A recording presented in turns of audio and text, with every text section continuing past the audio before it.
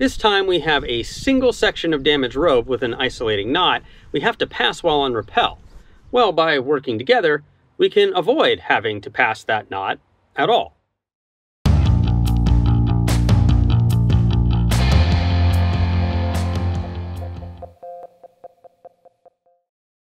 Hi there, I'm Jason.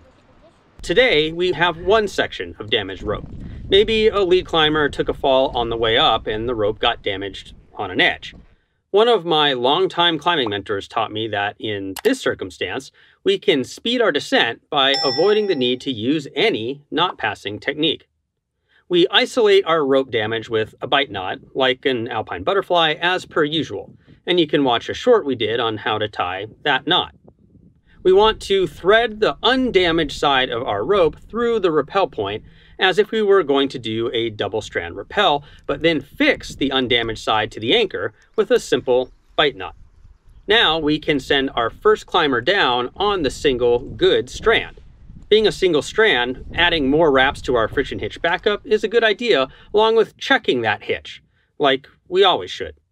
Once down, the first climber is going to take the damaged side of the rope, the side that was not rappelled on, and fix that end to the next rappel anchor or to a ground anchor.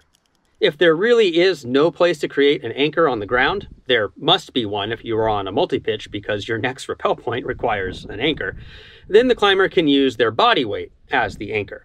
But a body anchor only works if the first climber down is of similar or larger size than the second climber down, as this is, in essence, a counterbalance rappel. You can watch a video we did on 6 ways to make a counterbalance rappel a bit safer, and climber size is one consideration.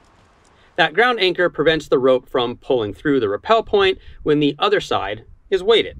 So, the second climber down can remove the line fixing knot and rappel down on the single strand as well. And down we are, with no one having to go through any knot passing machinations. Have you rappelled on a damaged rope? Tell us your method for getting around the problem in the comments. Thanks for watching this video. Please like, subscribe, and share if you want to support us. For more information, you can go to our website at www.shortguysbetaworks.com. You can watch a video we did on different rappel extensions for different circumstances, or check out our entire rock climbing safety series. We'll see you next week and keep on getting more out of that big outside.